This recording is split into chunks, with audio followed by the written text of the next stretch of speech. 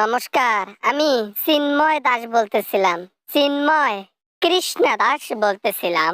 Hello, কে বলতেছেন? Hello. দাসে খেয়েছে বাঁশ, রাষ্ট্র ধ্বংস করতে গিয়ে নিজে খেয়েছে বাঁশ। নিজেকে ভগবান মানা ছেলেটা আজকে 14 শিকের ভেতরে ডিম সিদ্ধ ভুনা পেছন দিয়ে নিচ্ছে। ব্যাপারটা কেমন হলো দাদা? আজকে আমরা হিন্দু বলে বাংলাদেশে দাম পাই না। আজকে আমাদের ধর্ম হিন্দু বলে আমরা স্বাধীনভাবে কিছু করতে পারি না। কেননা বাংলাদেশ 99% মুসলমানের দেশ। সেখানে কি আমাদের এতটুকু পর্যন্ত দাম নাই? বাংলাদেশের মানুষ যথেষ্ট সম্মান করে হিন্দু ধর্মকে। না হলে কি আর আন্দোলনের সময় মন্দিরে গিয়ে মুসলমানরা পাহারা দিত না তো। আপনাদেরকে ভালোবাসে বিধায় আপনাদেরকে কাঁধে তুলেছে। আপনারা যে কাঁধে তুলে দেশ নষ্ট করবেন সেটা তো তারা জানতো না। সমস্যা নাই, আজকে আমাকে গ্রেফতার করা হয়েছে।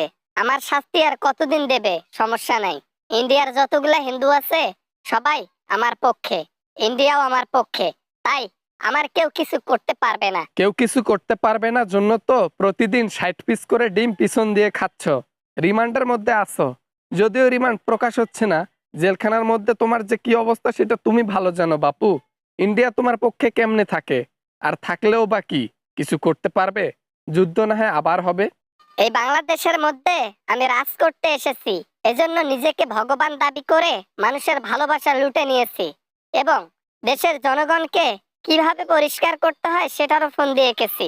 তার মধ্যেই ধরা খাইলাম। এরকম ভগবান অনেক এসেছে এবং গেছেন, একটাও ঠিক করতে পারে নাই।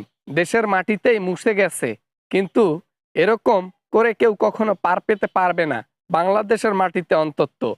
আপনাদের হিন্দুরা যতই লাফালাফি করুক না কেন, যে অপরাধী তাকে শাস্তি পেতেই হবে। ইন্ডিয়া থেকে চিকিৎসা বন্ধ করে দেওয়া হয়েছে। আমাদের হিন্দুরা বড় বড় জায়গায় সংগঠিত আছে, বড় বড় জায়গায় হাত আছে। বাংলাদেশের লোক আর ইন্ডিয়াতে চিকিৎসা নিতে পারবে না, কারণ ওইখানে বড় বড় ডাক্তার আছে হিন্দুরা আমাদের আমাদের ধর্মের। দেখি মুসলমানরা এবার কই যায়। বাংলাদেশের মধ্যে এরকম যদি খোঁজা হয় যে বাংলাদেশের মধ্যে দক্ষ ডক্টর লক্ষ লক্ষ আছে, কিন্তু তারা সুযোগের অপেক্ষায় আছে। আপনারা দেশটারে লুটে পুটে খাচ্ছেন, সেই সুযোগ আর হবে না। গেলাম না ইন্ডিয়াতে, তাতে কি হয়েছে? বাল চিততেও পারবে না। ইন্ডিয়াতে না গিয়ে বাংলাদেশেতে তার চাইতে ভালো ডাক্তার আছে যে চিকিৎসা দিতে পারবে। আমি জেলের মধ্যে ঢুকেছি, আমার বৎস যারা আছে, আমার আমার কথা মতো যারা চলে, আমাকে যিনি ভগবান মানে, যারা ভগবান মানে, তারা আমার জন্য আন্দোলন করবে, হইলে দেশের সাথে যুদ্ধ করবে। মুসলমানরা তোমাদের প্রতি অনেক সম্মান এবং শ্রদ্ধা রেখেছে। সম্মানের ক্ষেত্রে বলতেছি, এই কাজটা ভুলেও করতে এসো না, তাহলে 1 ঘন্টাও মাঠে টিকতে পারবা না।